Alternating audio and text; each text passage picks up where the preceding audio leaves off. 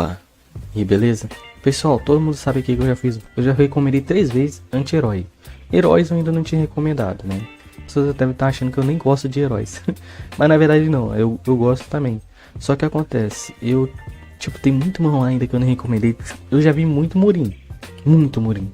Eu não recomendei ainda, muito. Eu só recomendei poucos, né? E Murin era um pouco mais difícil de recomendar porque Murin é muita informação no mesmo manhwa. E também tem outros manhwas também que eu não recomendei, manhwas também de música que eu dei um tempo, manhwas também que é aquele lá do artista lá que eu fiz naquele vídeo. Mas eu vou recomendar aqui, espero que vocês gostem, vamos seguir evoluindo e até a próxima. Eu reencarnei como Goblin, classificado como um SSS. Às vezes precisamos de um choque de realidade para entender o mal que fazemos aos outros. Limer reencarnou no jogo que ele jogava, Fantasy Frontier, que era um jogo de RPG, onde o herói precisava derrotar o rei demônio para salvar o mundo. Ele jogava esse jogo todos os dias, e tinha uma raça específica que ele adorava ficar farmando nela, que eram os Goblins. Agora Limer acordou no corpo de um Goblin. Entre as raças demoníacas, os Goblins estão no ranking mais baixo da cadeia alimentar. Assim que Limer começou a entender aquela situação, as memórias do antigo dono do corpo começaram a vir em sua mente. Aquela pessoa perdeu os pais muito cedo, tudo que ele fazia era para sustentar sua irmã, Lilia, que era cega de nascença. Limer trabalhava nas minas para levar o básico para sua irmã e para ele. Como ele não entendeu o motivo de ter reencarnado naquele jogo, então ele resolveu seguir a rotina normal do dono do corpo, se despedindo da sua irmã e indo para o seu trabalho na mina trabalhar. Como ele era um Goblin, ele começou a ver a discriminação que a sua raça passava pelos outros demônios. Uma das pessoas que sempre fazia bullying com ele era o filho do dono daquela terra, sempre humilhando ele no seu âmbito de trabalho. E de várias formas possíveis. Tudo porque os Goblins, eles não tinham a manifestação de escuridão, que era um poder demoníaco que os demônios geralmente tinham. E o dos Goblins chegava quase a zero. Limer resolveu ignorar aquela coisa e seguir sua vida miserável em paz. Entretanto, seu dia estava cheio de surpresas. Um ataque do esquadrão do herói atacou aquela vila. Aquela região onde ele ficava era uma região muito miserável e ficava longe dos âmbitos do rei demônio. Então, geralmente, os heróis iam lá para farmar, entre aspas, no jogo. Ele sabia que ele poderia morrer ali, então ele resolveu pegar a sua irmã, que era cega, e fugir com ela, já que ela era muito frágil. Mas os covardes dos figurantes meio que levaram os humanos até eles. E como gesto de preocupação, ele se sacrificou pela sua irmã. Lógico, Limer ficou bem incrédulo por ter morrido. E perguntou assim, qual o motivo então de eu ter reencarnado nesse jogo? Principalmente ainda como um Goblin. O que trouxe ele para esse mundo? Vendo que a sua morte foi bem repentina e honrosa ao mesmo tempo, resolveu dar uma fração do poder dela para ele. Assim Limer, que reencarnou numa raça mais fraca daquele mundo, conseguiu derrotar aqueles humanos presentes. E vendo que o seu poder ainda não tinha restrição, ele resolveu curar sua irmã que era cega de nascença. Assim que ele ajudou sua irmã a enxergar pela primeira vez e ver o seu rosto, uma fada que foi enviada pelo Deus que deu o poder para ele, resolveu levá-lo até a vila secreta dos Goblins. E ao chegar lá, ele conseguiu uma forma de falar com aquele deus que invocou ele para lá. E ele descobriu que esse deus era a deusa dos Goblins. E ela trouxe ele lá e começou a explicar para ele o que ele tinha que fazer. A raça dos Goblins era uma raça muito fraca, mas só que 1 bilhão de pessoas fracas consegue ser uma pessoa forte. Pela vontade dessas pessoas fracas que morreram por injustiça ou simplesmente porque eram muito fracas, Limer ganhou totalmente a vontade deles. E agora ele foi escolhida pela deusa para levar a justiça àquele mundo injusto. Então Limer terá que passar por várias missões para desbloquear os poderes da deusa dos Goblins, para no fim levar a paz entre os humanos e os demônios, para mostrar que os Goblins não são meras ferramentas. Regressou da família caída. Esse é o Império de Ares, um lugar abençoado, mas no fim escondia uma grande injustiça. Há 20 anos atrás, com a morte repentina do imperador, houve uma grande batalha entre os 3 príncipes, para saber qual deles seria o imperador. Muitas pessoas morreram por causa disso, pois queriam manter a linhagem de sucessão direta do imperador. Agora aqueles que já tiveram seus papéis como nobres estão sendo vistos como os rebeldes, por não se calar diante do falso imperador. Nesse dia memorável estava sendo planejado a queda do imperador usurpador, para tirá-lo do trono que nunca foi dele. Logan sabia que ele não poderia cometer um sequer erro, já que qualquer descuido seria fatal, sendo que ele carregava um tesouro com ele, que era o Livro das Visões, que é um livro que ajuda o hospedeiro a ganhar um poder que poderiam rivalizar com os super-humanos e arquimagos, que o Império tinha muito deles e eles eram muito fortes. Só dele ter o livro, em pouco tempo ele conseguiu evoluir como espadachim. Mas Loga, ele não estava sujeito a isso simplesmente porque ele queria tirar o imperador do trono, e sim por vingança. Quando Loga estava na sua juventude, ele acabou sendo derrotado pelo seu irmão mais novo, que era um gênio das artes marciais. Por causa dessa humilhação, ele resolveu atormentar o seu irmão mais novo, ao ponto de tentar envenená-lo. O seu pai ficou muito bravo com ele, com aquela situação, e acabou expulsando ele de casa, como uma desonra para sua família. E Loga vagou uma vida infeliz, buscando uma forma de recuperar sua honra. E quando ele achou que ele era digno de olhar de novo nos olhos do pai e pedir desculpa para o seu irmão, ele descobriu que o atual imperador dizimou a sua família. E o seu irmão mais novo, que lutou para defender a linha de sucessão direta, foi morto como um rebelde. E no fim Loga perdeu tudo. E por esse motivo que ele virou um rebelde, para que ele pelo menos conseguisse cumprir os últimos desejos do seu irmão. Só que ao invadir o reino do imperador, eles estavam em menor números, e todos queriam o livro das visões. Então eles resolveram encurralar o Loga. Só que ele já temia por isso. Como ele não queria ser torturado para passar informações sobre seus amigos para o governo, e também não dar nenhum tipo de informação do livro das visões, ele resolveu se explodir, eliminando todos que estavam cercando ele ali. Loga se desprendeu das ambições da sua vida, e ele implora para quem seja, se ele tiver uma nova chance, ele faria tudo diferente. Não se sabe se alguém ouviu suas preces, mas Loga retornou 20 anos no dia que ele foi derrotado pelo seu irmão mais novo. Ele se lembra que ele destratou do seu irmão nesse dia, mas aquele Loga não existe mais. Todos ficaram chocados pela primeira vez, Loga demonstrando um afeto pelo seu irmão.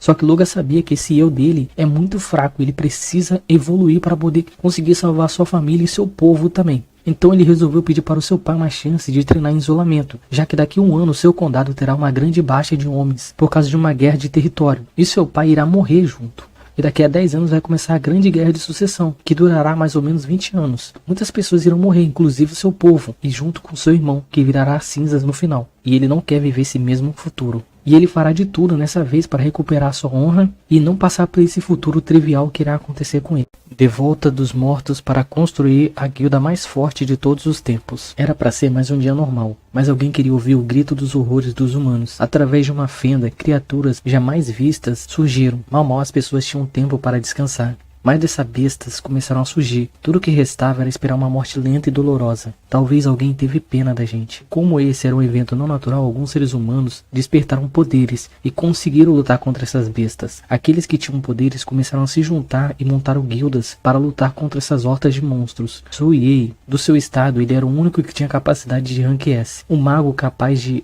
controlar os 5 elementos. E com seus poderes, e junto com a sua equipe, ele conseguiu limpar uma região inteira, na qual seria usada para povoar a população. Só que quando eles abaixaram a guarda, uma besta que nunca foi vista surgiu. E com um piscar de olhos, Ei viu os seus companheiros de batalhas caírem um por um. Aquele monstro era tão forte que mesmo ele sendo um rank S, não conseguia lidar com ele. Por sorte, uma companheira chegou a tempo, e ela começou a criar uma distração para que Ei fugisse. E após ver a força de vontade dela, mesmo que o seu corpo estivesse muito ferido, ele resolveu ajudá-la. Mas algo acabou chamando a atenção dele, parecia que aquele monstro estava se divertindo naquele momento. Isso deu raiva e motivação para Ei ajudá-la ainda mais. E eles pensaram que um ponto fraco daquele monstro era o olho, então eles destruiriam e ambos conseguiriam fugir. Então esse foi o plano armado. Assim que ambos cortaram o olho daquele monstro, eles acharam que agora eles poderiam fugir. Porém, desde o início, aquele monstro estava realmente brincando com eles. E foi aí que Ei entendeu a situação. Eles nunca iam sair de lá vivo. E Ei implorou que se tivesse mais alguma chance, dessa vez ele iria proteger mais gente. Não se sabe o que houve, mas Ei retornou 10 anos no seu passado,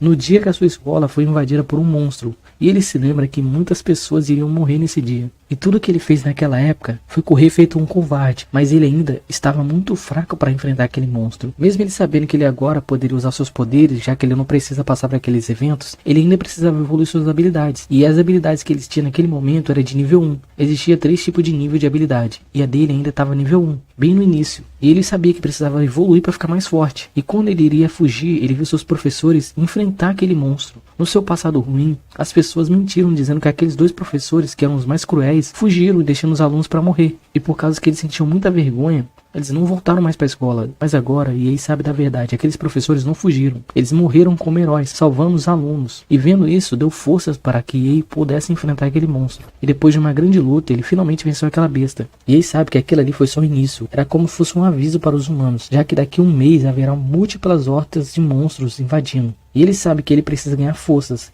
então ele pensa que pode, se ele conseguisse reunir os despertados mais forte, antes que ele se juntasse sozinho e criasse suas próprias guildas, ele poderia salvar muito mais gente. O renascimento do Arquimago do partido do herói. As leis da natureza são perfeitas. Você morre, você vira pó. Do pó vieste e do pó voltaremos. Lin foi trazido 300 anos no futuro, no corpo de Rai.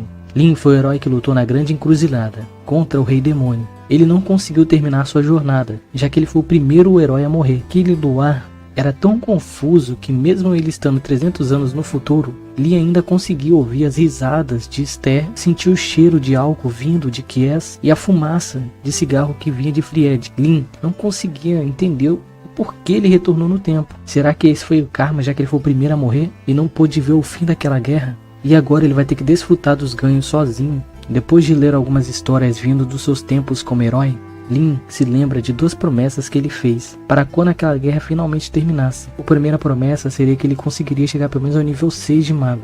Existiam 7 níveis, mas era impossível alguém alcançar o nível 7. E só 2 pessoas conseguiram alcançar o nível 6.